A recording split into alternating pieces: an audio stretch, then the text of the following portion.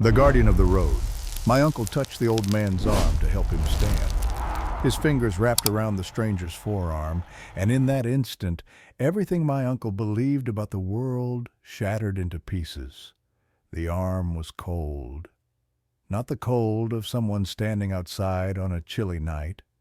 Not the cold of poor circulation or old age.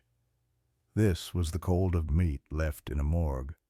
The cold of flesh that had stopped receiving blood days ago. The cold of death itself wrapped in skin that should not still be moving. My uncle had felt that exact coldness only once before in his life. At his father's funeral when he touched the old man's hand one final time before they closed the casket. This is a true story.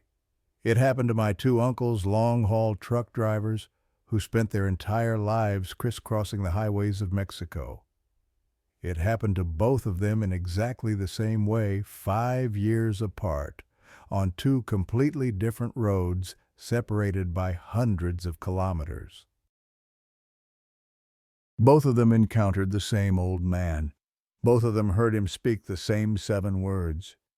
Both of them discovered terrible accidents just minutes after he vanished into the night. Death is very close, my son. Those words saved their lives.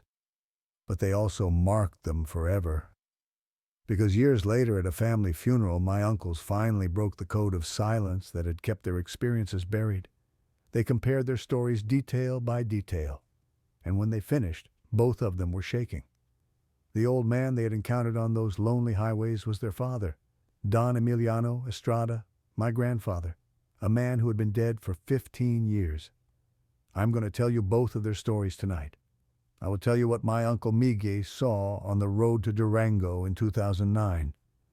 I will tell you what my Uncle Guerra felt when he touched the old man on the highway to Mazatlan in 2014. And at the end, I will show you what we discovered in a photograph taken at that funeral. A photograph that proves my grandfather never truly left us. But before any of that makes sense, you need to understand something about my family. About the men who live their lives behind the wheel, about the culture of silence that has buried their secrets for generations. My name is Lucia. I am 28 years old, and I have spent my entire life surrounded by men who drive trucks and buses for a living. The men on my mother's side of the family have been drivers for as long as anyone can remember. My great-grandfather hauled cargo on dirt roads through the mountains before paved highways even existed, back when a journey of 200 kilometers could take 3 days, and the roads themselves were more dangerous than anything that traveled them. My grandfather drove buses and trucks for 40 years, crossing the country so many times that he used to joke the highways knew his truck by the sound of its engine. My uncles followed the same path, spending more of their lives on the road than they ever spent at home, watching the sun rise and set from behind windshields, eating meals at roadside stands, sleeping in truck stops and bus depots and the cramped cabs of their vehicles. They share something beyond their profession, a code, an unspoken agreement that binds them together and separates them from everyone else. They never talk about what they see on the road at night. This is not because they do not believe in strange things. It is the opposite. They believe too completely. They have witnessed too much. They understand that there are things moving through the darkness on those empty highways, things that ordinary people are better off never knowing about, things that do not belong to the world of daylight and reason. What happens on the road stays on the road. You do not ask. You do not tell. You keep your eyes forward and your mouth shut. And if you see something that makes no sense, something that defies explanation, you push it down into the deepest part of yourself, and you never speak of it again. That was the rule. That was the tradition passed down through generations of men who understood that Mexican highways hold secrets older than the asphalt itself. Secrets that were ancient when the Aztecs still ruled this land. Secrets that will remain long after the last truck has made its final run. When I was growing up, I would catch fragments of their conversations, pieces of stories that slipped out when the men gathered after family dinners, drinking beer and talking in low voices. while the women cleaned up in the kitchen. I would pretend to be busy with something else, a book or a toy or my homework, but really I was listening, always listening, trying to understand the world that existed beyond the edges of their words. Saw the woman at kilometer 47 again. Standing there at 2 in the morning like always. Same white dress, same long black hair. She has been there for years, decades maybe. My father saw her when he was still driving, said she has not aged a single day.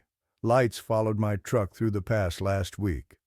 Bright blue keeping pace just off the road. 10 minutes before they finally disappeared.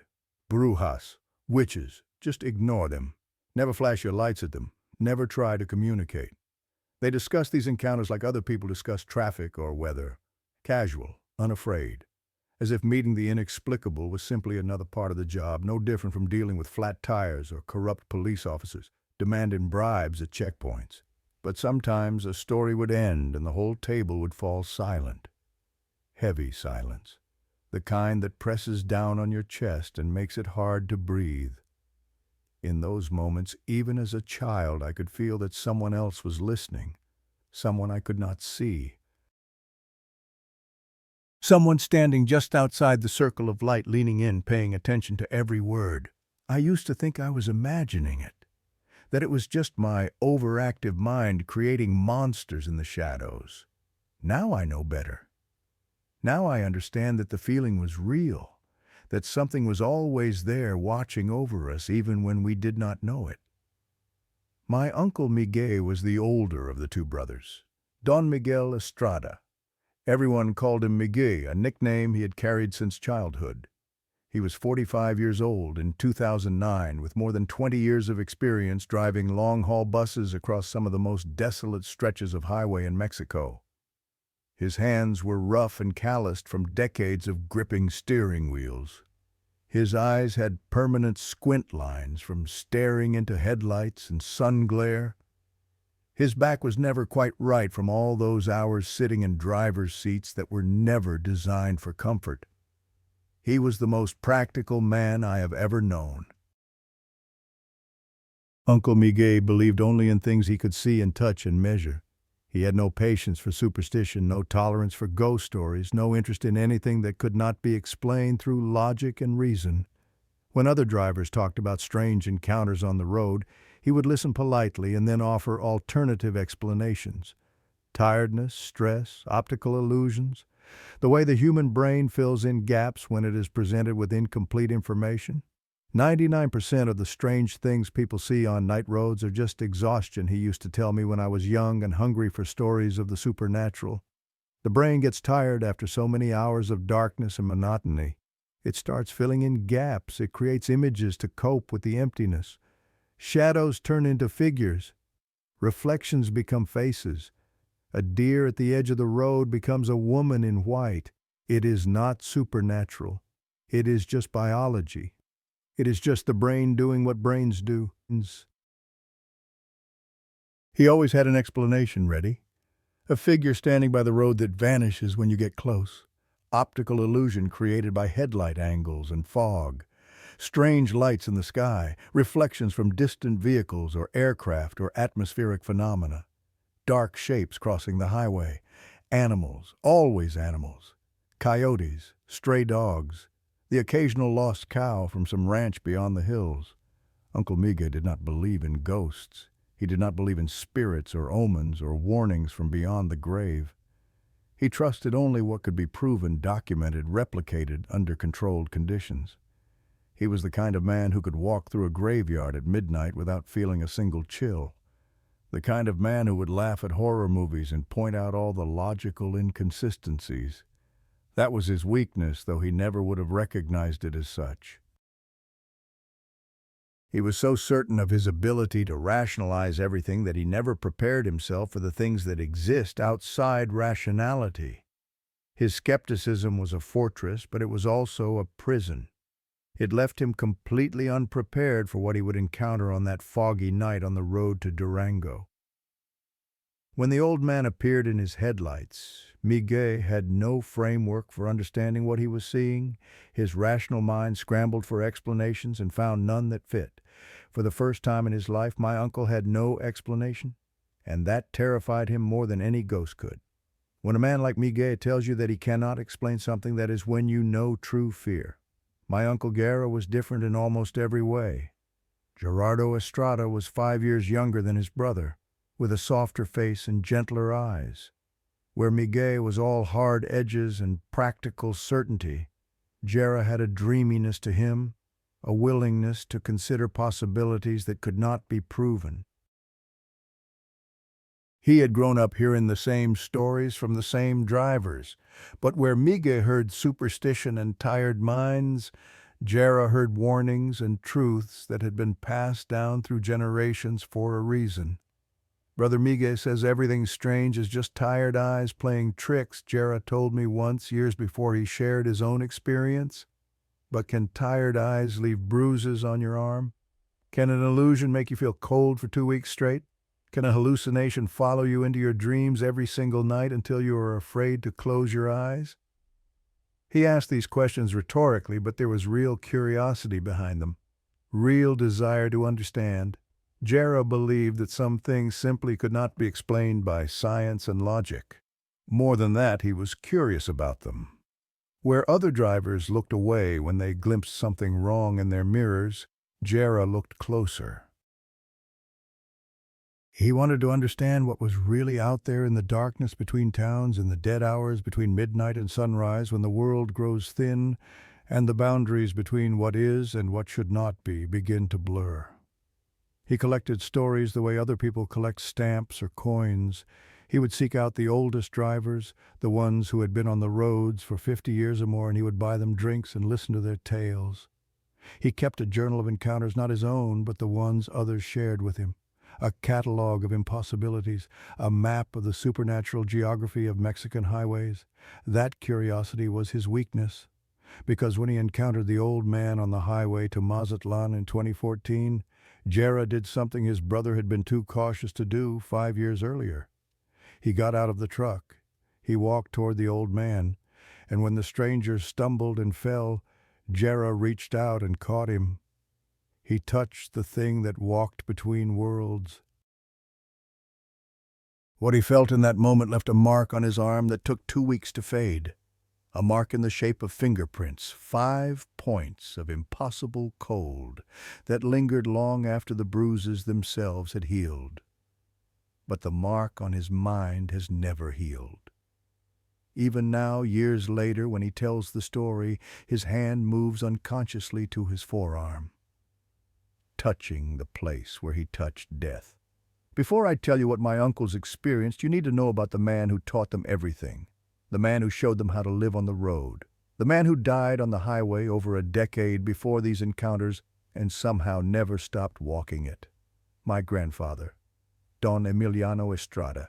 He died when I was 5 years old. I do not remember much about him directly, only impressions that have grown softer with time. The depth of his voice like the low rumble of an engine idling at rest. The roughness of his hands, calloused from decades of gripping steering wheels, rough enough to scratch when he patted my cheek, but always gentle in their touch. The smell of him, coffee and tobacco and diesel fuel mixed into something that meant safety and warmth and home. My mother tells me stories about him, about how he would come back from long hauls with small presents for everyone, little things he had picked up at roadside stands along the way, wooden toys carved by craftsmen in mountain villages, candies from bakeries in towns whose names I cannot pronounce. Once a small cactus in a clay pot that he had somehow kept alive for the entire journey, a gift for my grandmother that still sits on her windowsill today, decades later, still alive, still growing. Grandfather spent his entire adult life behind the wheel. He started driving illegally as a teenager, running loads for his own father on mountain roads that were barely more than trails, paths, carved into hillsides by generations of travelers before the government came along with asphalt and engineering degrees. By 20, he was one of the most trusted drivers in the region, known for his reliability, his caution, his ability to navigate roads that would make other men turn back. By 50, he had covered more distance than most people travel in 3 lifetimes, had seen more sunrises from behind a windshield than from any other place, had spent more nights in the cab of a truck than in his own bed.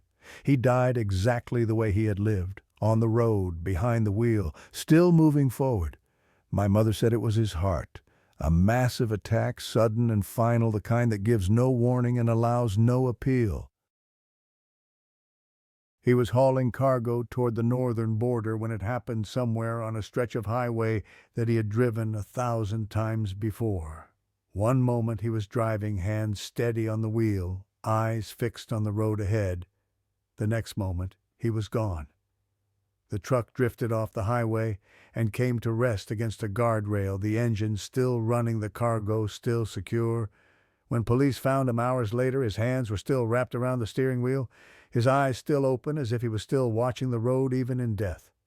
Your grandfather died the only way he would have wanted, my mother told me when I was old enough to understand. On his road, in his truck, doing the only thing he ever truly loved. Some men are born to be doctors or lawyers or farmers. Your grandfather was born to drive, and he drove until the very last moment of his life. There is one photograph of Don Emiliano that survived the years. Everything else has been lost to time and moves, and the entropy that claims all physical things, but this one photograph endures. Black and white faded at the edges, showing him standing beside the first bus he ever drove professionally.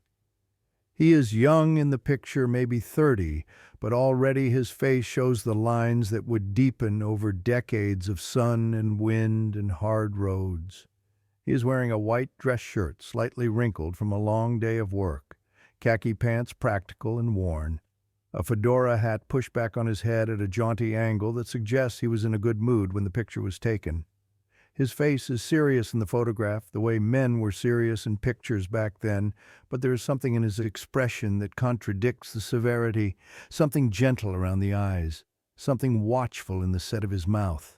He looks like a man who knows things, who has seen things, who carries secrets that he will never share. Every time I look at that photograph, I feel his eyes following me, not in a frightening way, in a protective way. Like he is still watching over us, even from inside that frozen moment, even from across the gulf of years and death. When I was a child, I used to talk to the photograph, sometimes telling my grandfather about my day, asking him questions that I knew he could not answer. My mother never told me to stop. Maybe she felt the same connection. Maybe she understood that some bonds are stronger than death.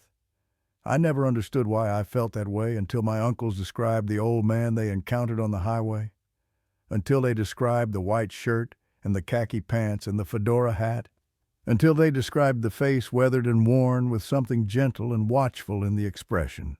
They described my grandfather exactly, down to the last detail, down to the smallest wrinkle in his clothes, and that was when I finally understood. The feeling I had when I looked at his photograph, the sense that he was still watching, still protecting, still there in some way that defied explanation. He had never left us. Now I will tell you my Uncle Miguel's story, because he encountered the guardian first. Because of all the men in my family, he was the last person anyone would expect to believe in something that could not be explained. And because the way he tells the story, with his voice shaking and his eyes haunted even after all these years, is the most convincing evidence I have that what happened was real. If Don Miguel Estrada tells you he saw something impossible, you can be certain that impossible is exactly what it was. The night of November 17, 2009 began like any other overnight run. Uncle Miguel was driving the late bus from Mexico City to Durango, a route he had covered hundreds of times over his 2 decades behind the wheel. He knew every kilometer of that road, every curve, every hill, every place where the pavement changed from smooth to rough. Every spot where accidents were more likely and extra caution was required. 42 passengers boarded the bus that night, most of them already dozing in their seats before the vehicle even left the station. Families traveling to visit relatives, workers heading home after long shifts in the city, a few students going back to universities in the north, ordinary people on an ordinary journey trusting their driver to deliver them safely through the darkness. The weather was clear when they departed, cool but not cold. The dry season was well established, and the forecast showed no rain for the next several days. Perfect conditions for night driving, or as perfect as conditions ever got on the high mountain roads between the capital and the northern plains. Miguel settled into the rhythm of the road, the hum of the engine beneath him, a sound so familiar it had become part of his own heartbeat. The darkness pressing against the windshield like something alive, held at bay only by the twin beams of the headlights, the occasional flash of other vehicles coming from the opposite direction, brief moments of shared humanity in the vast emptiness of the night. He was thinking about breakfast, a specific breakfast at a specific restaurant in Durango, a small place he had been visiting for 15 years, owned by a family who knew his order by heart.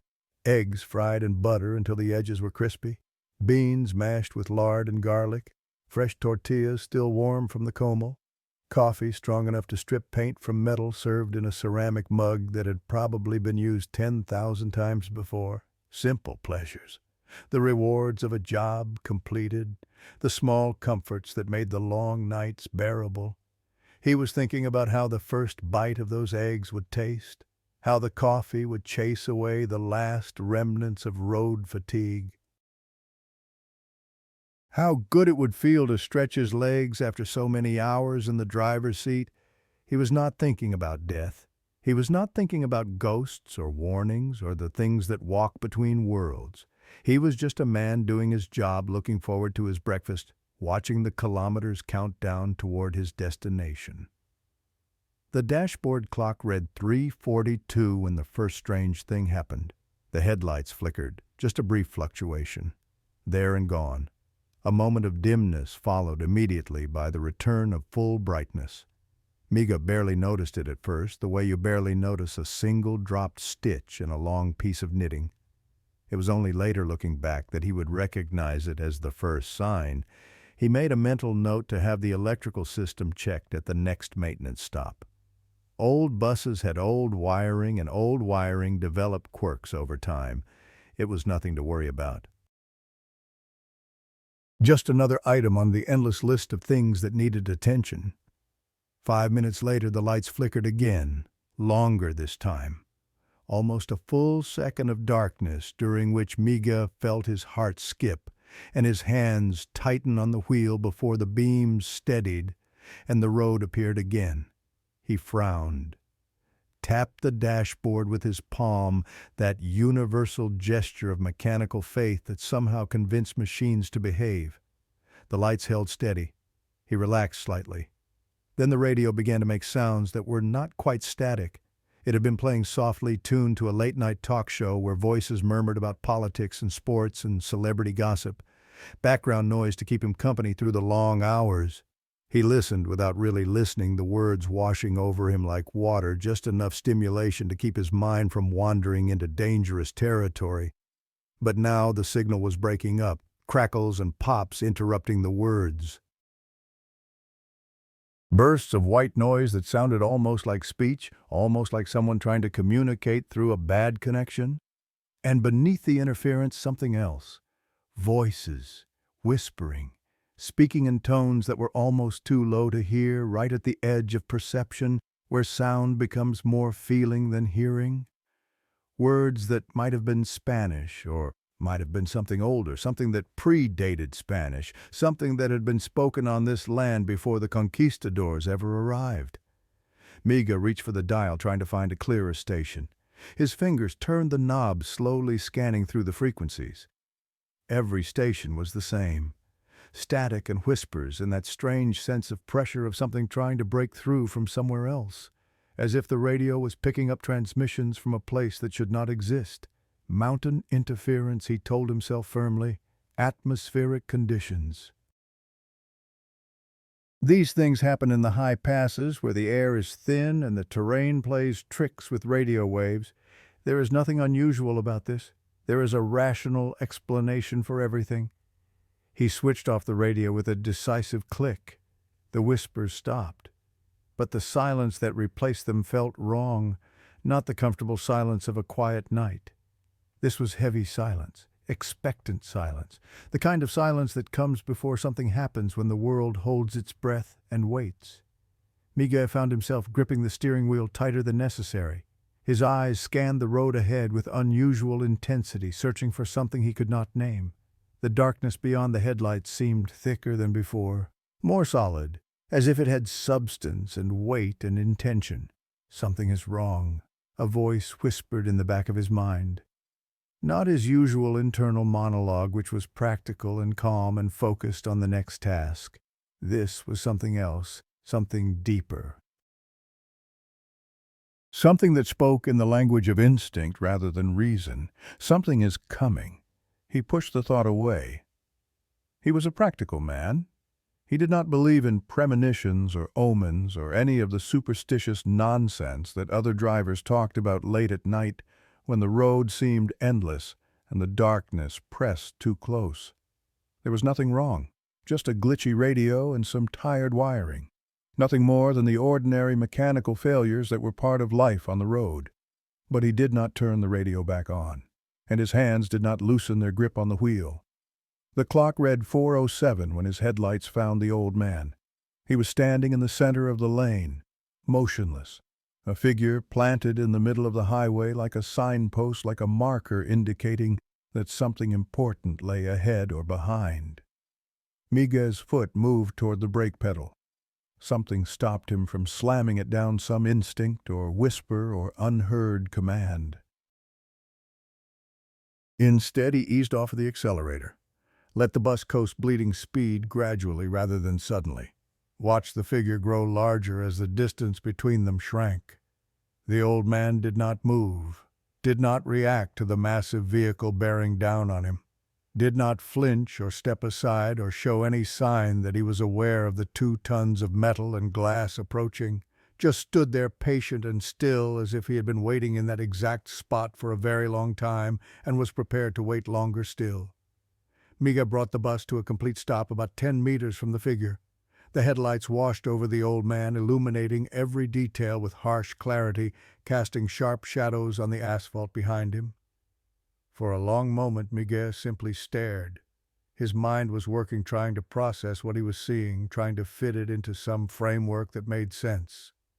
An old man, standing in the middle of a highway, at 4 in the morning, in one of the most remote stretches of road in the country. The details accumulated one by one, each one adding to the wrongness of the scene. The man was old, very old. 70 at least, maybe 80, with the weathered look of someone who had spent decades under open sky, exposed to sun and wind and all the elements that age a person beyond their years.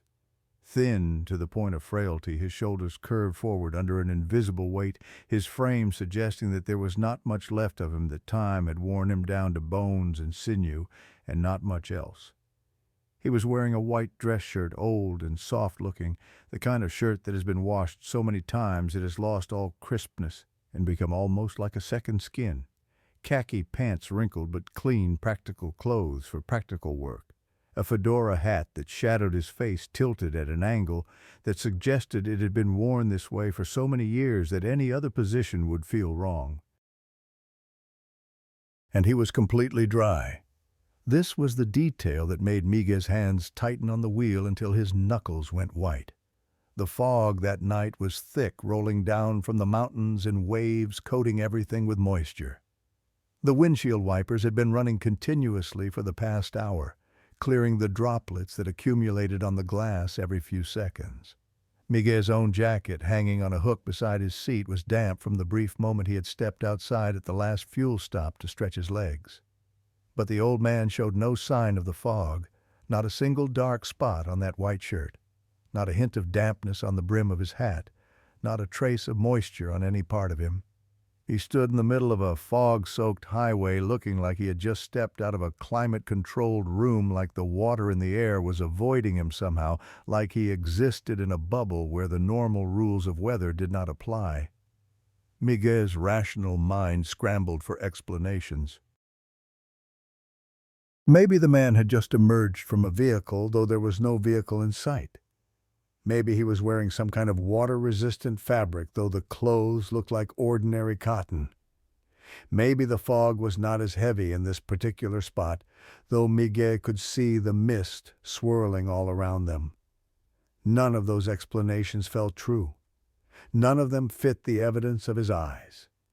Probably dementia, he told himself, grasping for something rational to hold on to. Alzheimer's. Some confused old man who wandered away from his family, got disoriented, ended up out here in the middle of nowhere. It happens. There are news stories about it.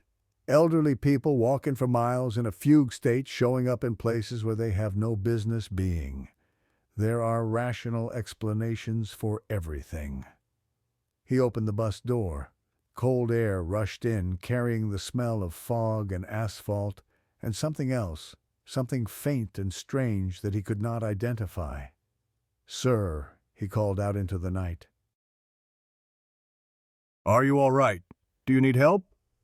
His voice sounded strange in the silence, too loud, too thin, swallowed by the fog almost before the words left his mouth. The old man's head turned toward the sound of his voice.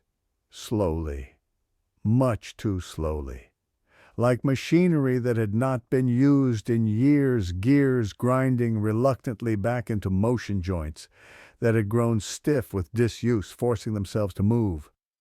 Then the face came fully into the light, and Miguel felt something cold slide down his spine. The skin was wrong, not just old, but wrong, with a waxy quality that reminded him of candles left too long in a warm room of fruit that has started to dry, but has not yet begun to rot. There was a tightness to it in some places, and a looseness in others, as if the face did not quite fit the skull beneath, as if it was a mask that had been put on slightly crooked and never adjusted. Deep lines carved channels around the mouth and eyes, furrows so deep they looked less like wrinkles and more like cracks in old leather. The features were gaunt, almost skeletal, the cheekbones prominent, the hollows beneath them shadowed and deep. It was a face that had seen too much endured, too much lasted too long past its natural span. And the eyes. Miguel had looked into many eyes during his years on the road, happy eyes, sad eyes, angry eyes, frightened eyes. He knew how to read people by their eyes, how to spot trouble before it happened, how to identify the passengers who might cause problems, and the ones who just needed a kind word and a patient ear. But these eyes were different. These eyes were empty.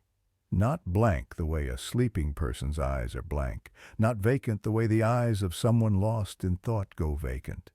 Empty like holes. Empty like pits that went down forever into darkness. There were no pupils that Miguel could see, no irises, no variation in color.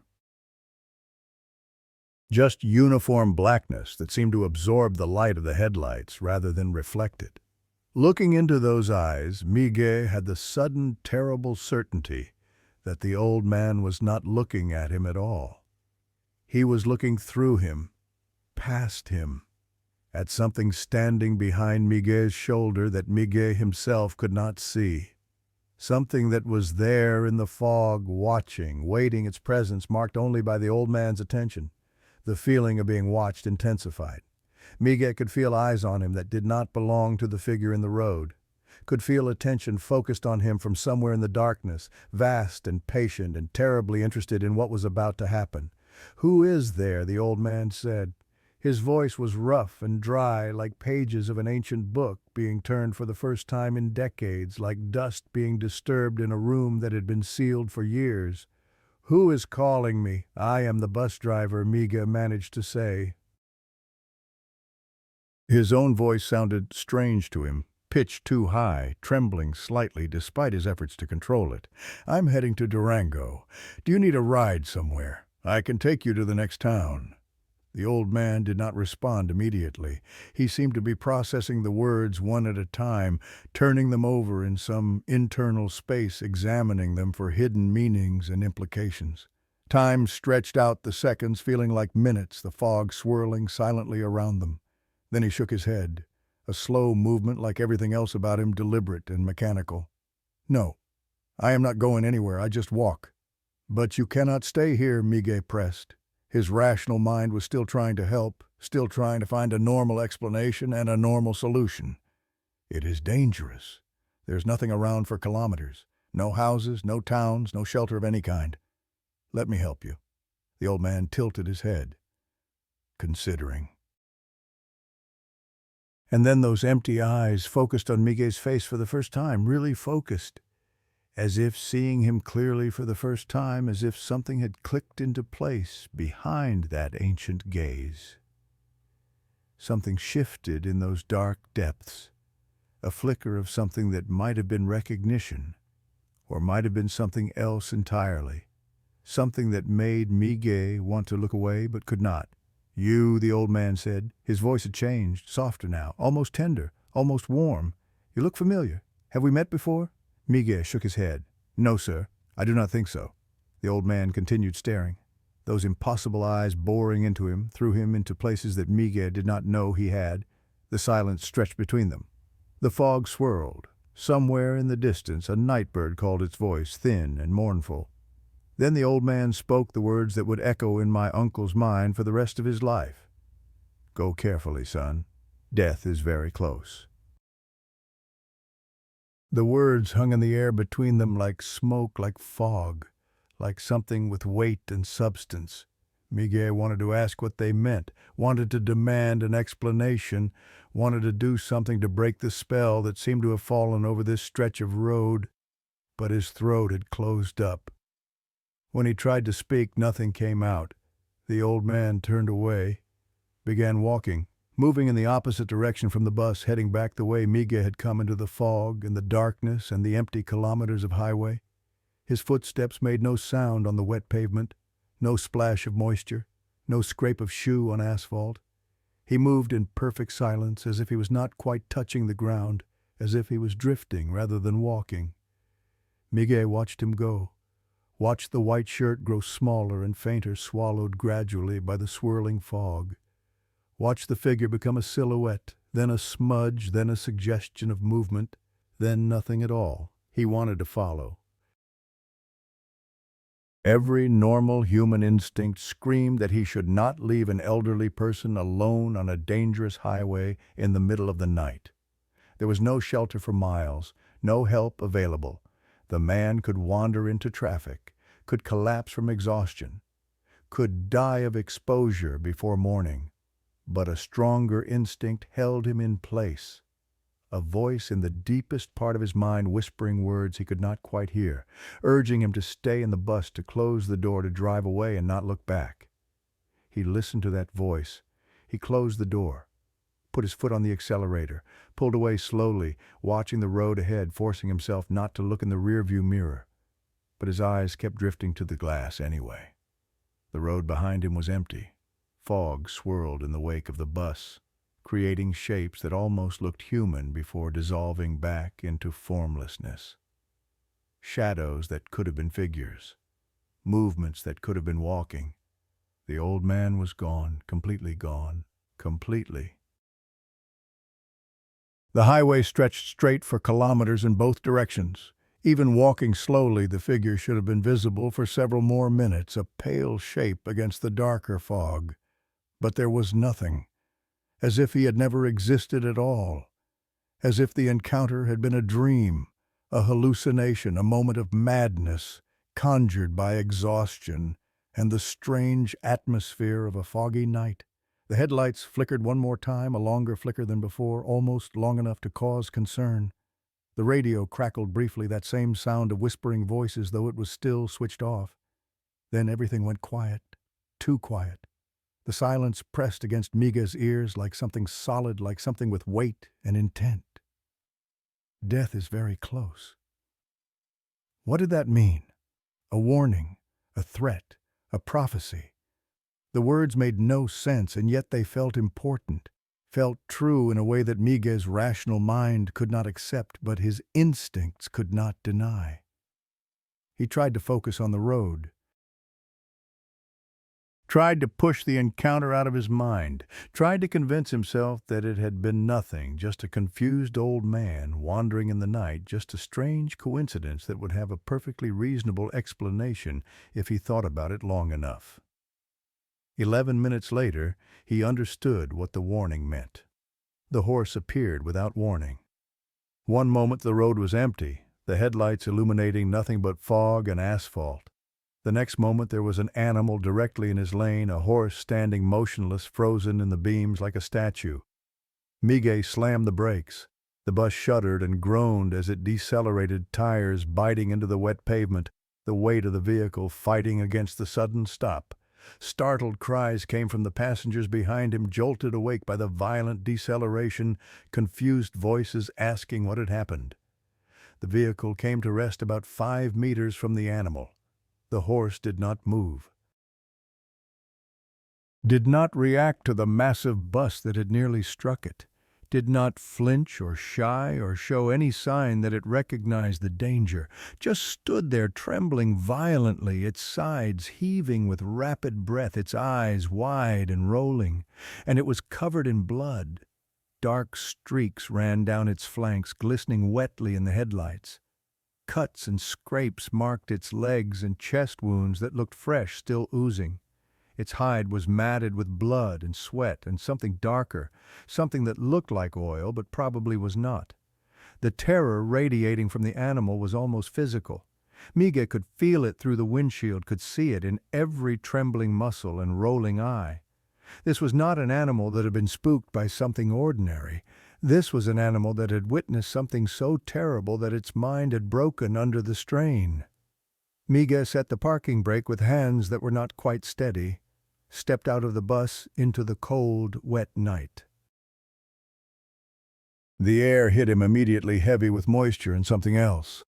A smell that made his stomach clench and his hindbrain start screaming warnings. Blood, fresh blood, the copper tang of it unmistakable. And beneath it gasoline, hot metal cooling in the night air, the smell of violence, the smell of disaster. He tried to guide the horse off the road, approaching slowly, speaking softly, using all the techniques he had learned growing up around animals, but the horse would not move. Its legs were locked, rigid muscles, frozen with fear. Whatever had traumatized this animal had broken something fundamental in its ability to respond to the world. Then Miguel looked past the horse toward the edge of the highway and saw the wreckage. A pickup truck. Small, older model, the kind that farmers used for hauling produce and supplies. It had gone off the road and flipped, coming to rest upside down in the drainage ditch that ran alongside the pavement. The cab was crushed almost flat, the roof pressed down until it nearly touched the dashboard metal, folded like paper by the force of impact. Glass glittered on the ground around it like scattered diamonds, catching the light from the bus headlights. No, no, no, no. Miguel ran toward the wreck. His feet slipped on wet grass, and he went down on one knee, scrambled up, kept going.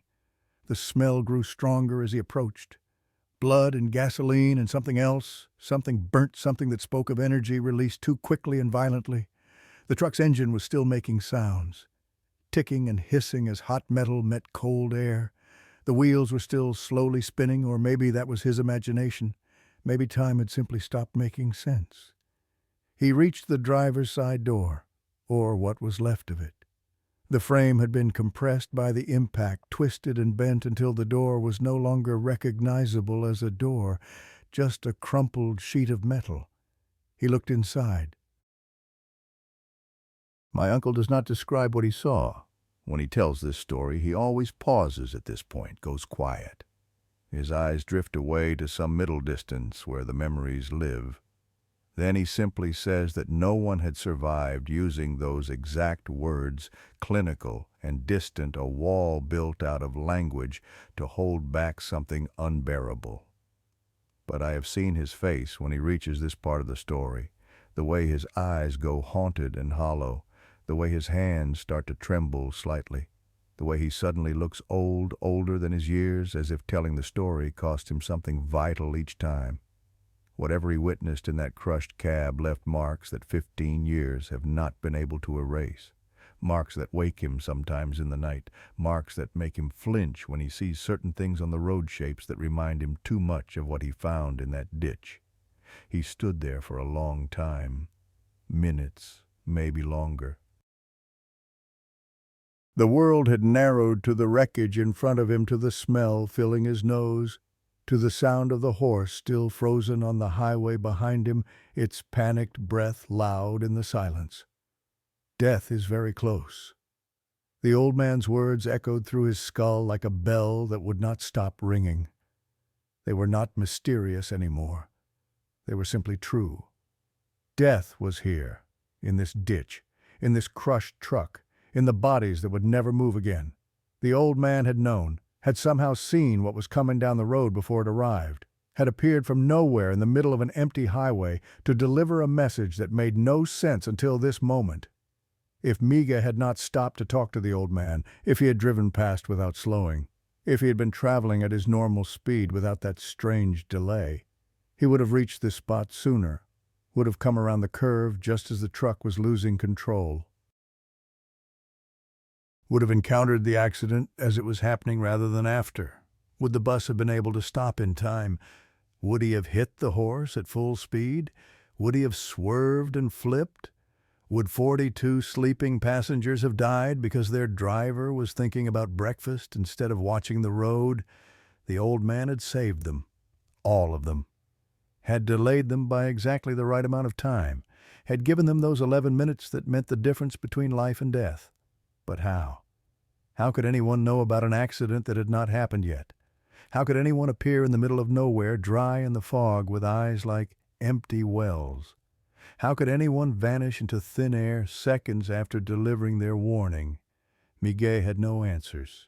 He called the police from the emergency phone at the next kilometer marker, his voice steady and professional despite the shaking of his hands. He waited with the bus while they came, keeping the passengers calm, giving them the story he had prepared, a story that did not include mysterious old men or warnings from the darkness. He gave his statement to the police. He answered their questions. He did everything that a responsible driver was supposed to do in the aftermath of discovering an accident. He did not mention the old man. What would he have said? That a mysterious stranger had appeared from nowhere to warn him about death, that the stranger had eyes like holes into darkness, that he had vanished without a trace after delivering his message, that his clothes had been impossibly dry in the middle of a wet night. They would have thought he was in shock, or lying, or losing his grip on reality. There was no way to explain what he had experienced in terms that made sense to people who had not been there. So he stayed silent. He followed the code that had been drilled into him since childhood. The code that all the men in his family lived by. What happens on the road stays on the road. The years passed. Miga kept driving, kept traveling the same highways, sometimes passing through that same stretch of road on late-night runs. He never saw the old man again, but he never forgot. The encounter lived in his memory like a splinter buried too deep to remove, working its way deeper with every passing year. He would be going about his normal life, eating dinner or watching television or lying in bed waiting for sleep, and suddenly the image would surface unbidden. White shirt, fedora hat, empty eyes, that voice dry as dust, speaking words that should have been meaningless but had saved his life. Death is very close. He told no one about his experience, not his wife, who noticed his troubled sleep and asked questions he could not answer, not his brother, though they talked on the phone regularly about work and family and all the ordinary things that make up a life. Not his closest friends among the other drivers, the men who would have understood better than anyone. He followed the code. He kept his secret buried. And he tried to convince himself that it had been a hallucination, a trick of an exhausted mind, something that could be explained away if he just stopped thinking about it. 5 years went by. Then came the night when his brother called with a question that changed everything. Now I need to tell you my Uncle Guerra's story in full. What happened to him on the highway to Mazatlan. What he felt when he touched the old man, and how that touch left marks that took weeks to fade from his skin, but have never faded from his memory. The year was 2014. A warm night in September, the tail end of the rainy season, when the air was thick with moisture and the roads were slick with the memory of recent storms. Jera was riding along with his friend Tomas on a cargo run to the coast, hauling machine parts that needed to be delivered by morning. Jera was not the driver that night. He was just company, just a friend, keeping another friend awake through the long hours. Two men in a truck cab talking about nothing important, sharing stories and jokes and the comfortable silence that comes from knowing someone for most of your life. But from the moment they pulled out of the depot, Jera felt that something was different about this night. There was an itching in his bones that he could not explain, a restlessness that had nothing to do with the coffee he had drunk or the excitement of the journey ahead. "Something is off tonight," he told Thomas as they merged onto the highway. Off how, Tomas asked. "I do not know. Just a feeling, like something is about to happen." Thomas laughed the easy laugh of a man who did not put stock in feelings or premonitions. "You have been listening to too many of those old drivers and their stories. You are starting to see ghosts in every shadow." Jera laughed too, because what else could he do? But the feeling did not go away. If anything, it grew stronger as the hours passed, as the city lights disappeared behind them, as the darkness of the open road closed in on all sides. The dashboard clock read 2:30 when the interior lights of the truck flickered, a brief fluctuation, barely noticeable. Thomas did not react at all, just kept his eyes on the road and his hand steady on the wheel, but Jera noticed. He straightened in his seat, suddenly alert, every sense sharpening. 5 minutes later, the radio began producing sounds that were not quite static. Whispers beneath the interference. Words in a language that might have been Spanish or might have been something far older. Every station was the same. Static and whispers on every channel, as if something was bleeding through all the frequencies at once. "Turn it off," Jera said. Thomas switched off the radio. Silence rushed in to fill the gap. But it was not normal silence. It was heavy, expectant. Like the pause before lightning strikes. The clock read 2:47 when they found him. The old man was standing in the center of the lane, motionless as a statue, a figure planted in the middle of the highway at nearly 3 in the morning. Thomas cursed and hit the brakes. The truck shuddered as it slowed, finally stopping about 15 meters from the figure. "What is he doing out here?" Thomas breathed. Jera did not answer. He was staring at the old man, and something was happening inside his chest. A tightening, a recognition that made no logical sense. "I know him," Jera thought. "I have seen that face before." The old man stood perfectly still in the headlights. Old, very old, thin to the point of emaciation. White dress shirt yellowed with age, khaki pants, a fedora hat shadowing his face, and completely dry despite the moisture in the air. "We should go around him," Tomas said. "Something about this feels wrong." But Jera was already opening the door. Already stepping down under the wet pavement, already walking toward the old man. He could not explain what compelled him, the curiosity that had always defined him, the inability to leave a mystery unsolved. But there was something more. He felt pulled, drawn toward the old man by something that felt almost like gravity. Sir Jera called out, "Are you all right? Do you need help?" The old man's head tilted, a slow mechanical movement. "Who's there?" The voice was rough and unused. "Who calls me? My name is Gerardo. I'm traveling to Mazatlan. Are you lost?" The old man took a step forward. His movement was wrong, stiff, as if his joints did not bend properly anymore. "You," he said. His voice had changed, softer, almost wondering. "You are familiar to me. Have we met before?" "No, sir. I do not think so."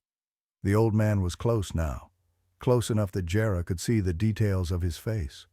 The waxy skin, the deep lines like cracks in old leather, and the eyes, empty, bottomless, like looking into wells that had no end. "I know you," the old man said with absolute certainty. "I know your face, your blood. You belong to me."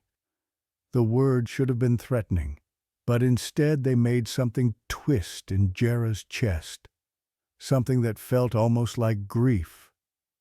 "I do not understand," Jera said. The old man reached out his hand. His fingers were long and thin skin stretched tight over prominent bones. "You will," he said. "In time, you will understand everything." And then he collapsed. It happened without warning. One moment standing, the next moment falling forward. Instinct took over. Jera lunged and caught him. His hands wrapped around the old man's arms. The old man's weight sagged against him lighter than expected, as if there was less substance to him than there should have been. And then Jera felt it. The cold. The arm beneath his fingers was cold, not cool. Cold. The absolute cold of something that had no warmth left to give. Jera had touched a dead body once, at his father's funeral 15 years ago. He had reached into the casket and touched Don Emiliano's hand one final time. He had never forgotten that sensation. The complete absence of warmth. The unnatural stillness of flesh that no longer carried life. The old man's arm felt exactly the same. The cold seemed to radiate outward from the point of contact, spreading up Jera's hands into his wrists, toward his elbows. A cold so profound it felt like it was freezing him from the inside out. He tried to let go. His fingers would not cooperate. They stayed wrapped around the old man's arm as if welded there. The old man's head lifted. Those empty eyes found Jera's face, and something in them changed. For a moment, just a moment, they were not empty anymore. There was light in them, warmth, recognition, something that looked almost like love. "Son," the old man whispered. His voice was different now, warmer, more human. "My son." Father Jera heard himself say. The word came out before he could stop it. The old man smiled. A slow, sad smile that transformed his face into something achingly familiar. "You have grown so much," he said. "Both of you. I am so proud." Jera's mind was reeling. This could not be happening. His father was dead. Had been dead for 15 years. But the face was his father's face, older, worn by something worse than time, but unmistakable. "How?" Jera whispered. "How are you here?" The warmth drained from the old man's eyes. He was becoming distant again. "I cannot stay," he said. The words came harder now. "I am not permitted, but I had to warn you." "Warn me about what?" "Death is very close, my son." The old man pulled away, found the strength to stand on his own. The contact broke and Jera staggered backward, his hands burning with cold. "I walk ahead of the little lights," the old man said. "The lumitas. I see what is coming. Father, wait." The old man did not stop. Did not look back. "Be careful, my son. Death is very close. Do not let it find you." He walked into the darkness, into the fog. With every step he seemed to grow fainter, less substantial. The fog swallowed him completely. One moment a figure, the next moment nothing. Jera stood frozen. Eventually he became aware of Tomas calling his name, hands gripping his shoulders. "What happened? Who was that? Are you okay?" He was not okay. Something fundamental had changed inside him. He looked at his arms. Dark spots were forming on his skin, 5 marks on each forearm like fingerprints. The clock read 2:53. 6 minutes since they had first seen the old man. 4 more minutes until they discovered the accident. A car had collided with a truck stopped for mechanical problems. The front half of the car was crushed into something unrecognizable. No survivors. If they had not stopped for the old man. If they had kept driving at normal speed. They would have been the car that crashed. Jera sat in the truck shaking, staring at the marks on his arms. They were cold to the touch, colder than the surrounding skin.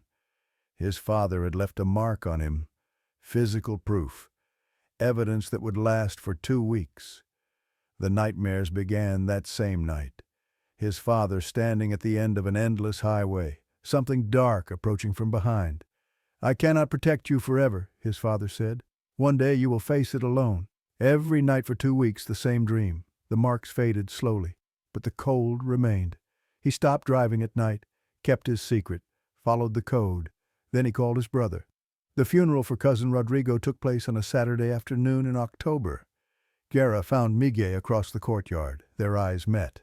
Some unspoken communication passed between them. They found a quiet corner. "You saw him too," Guerra said. Miguel nodded. The same man. White shirt, fedora hat, empty eyes. He said, "Death is very close." "Same for me, 5 years ago, road to Durango." Silence stretched between them. Two brothers who had kept the same impossible secret. "He touched me," Guerra said. His arm was cold, like a corpse. It left marks for weeks. Miguel's face went pale. "I did not touch him, but I saw his eyes. Those eyes were not human." "Who do you think he is?" Guerra asked. Miguel stood, walked to the shrine in the corner of the courtyard, picked up one photograph, black and white, faded, brought it back to Guerra. Guerra looked at the image, a man standing beside an old bus, white dress shirt, khaki pants, fedora hat. He knew immediately. "Father," he whispered, "our father, dead 15 years, but still walking the roads." Guerra stared at the photograph, at the face he had seen in fog and darkness. "He is protecting us," Guerra said. "That is why he appears, to warn us, maybe, or maybe he cannot rest, bound to those roads." "Father died on the road," Guerra said. "Maybe when you die doing what you love, part of you never stops, and he watches over us." They stood together at the shrine, two brothers united by an impossible experience. "We should tell Lucia," Miguel said. "She should know." They returned the photograph to its place, lit a candle beside it. "Thank you," Miguel said softly, "for still protecting us." The candle flame flickered. There was no wind in the courtyard. 1 week after the funeral, I was looking through photographs on my phone. Then I found it. A photograph of my uncles standing in the corner of the courtyard, deep in conversation. Behind them, slightly out of focus but clearly visible, there was a figure. An old man, white dress shirt, fedora hat, looking directly at the camera. My hands began to shake. I zoomed in. The face was indistinct, but the posture was unmistakable. I knew that posture. Had seen it in the old photograph on my grandmother's shrine. I called my Uncle Miguel immediately. He came that evening. Uncle Guerra came with him. I showed them the photograph. Neither spoke for a long time. "He was there," Guerra whispered. "He came to the funeral. He was listening to us. He wanted to know that we finally understood." I looked at the photograph again, at my grandfather standing in the background, 15 years after his death. He was smiling. I saved that photograph in 3 different places. It is the only evidence I have. My uncle's changed after that. Uncle Miguel still drives, but every time he passes kilometer 147, he honks once. A greeting. Uncle Guerra stopped driving at night, but every time he gets in any vehicle, he says the same words. "Father, I am going now. Watch over me." 3 months after the funeral, something happened to me. I was driving home, late at night, alone. Around 3 in the morning, I saw him. An old man standing at the side of the road, motionless. I slowed as I approached. White shirt, fedora hat.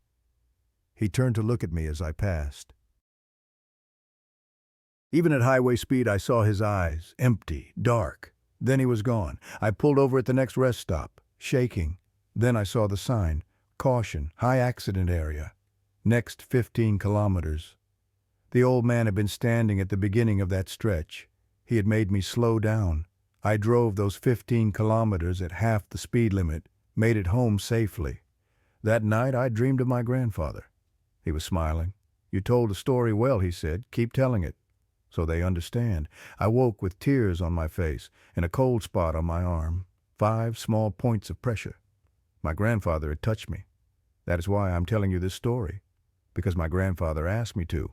Because somewhere out there on the lonely highways of every country there are guardians. People who loved the road so much they could not leave it. People who watch over travelers, who speak warnings that save lives. If you're driving late at night and you see an old man standing where no one should be, do not be afraid. That might be someone's grandfather, someone who loved their family so much that death itself could not end their protection. Listen to what they tell you. Slow down. Pay attention. If you have encountered something strange on the road, share your story. And if you are driving right now, remember what my grandfather said, be careful, death is very close, but so are the ones who love you, the ones who refuse to leave, the ones who walk the road still watching, waiting, ready to warn you when danger comes. Drive safe. And if you see an old man in a fedora hat standing at the side of the highway, slow down. He might be trying to save your life.